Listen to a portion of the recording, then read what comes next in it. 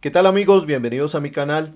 En esta oportunidad vamos a eliminar estas hojas que nos aparecen en blanco en un archivo de Word.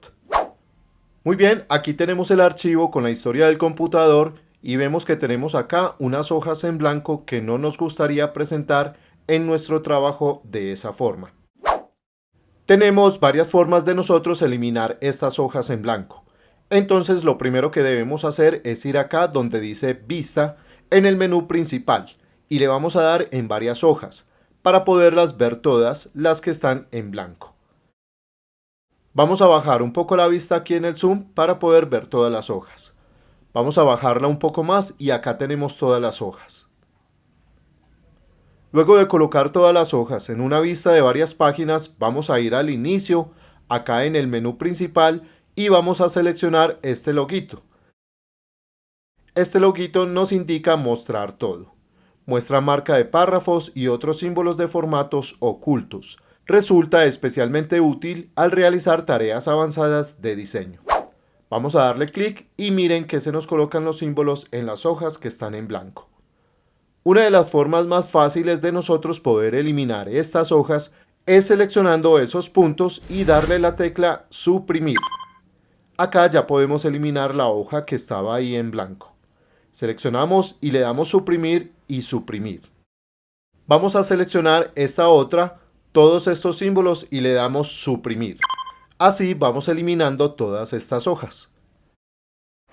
Pero también tenemos otra forma de eliminar estas hojas. Vamos a darle control Z y control Z para devolver las hojas que eliminamos.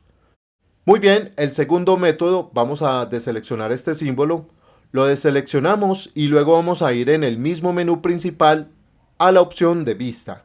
En vista vamos a seleccionar el panel de navegación y vamos a seleccionar aquí las páginas.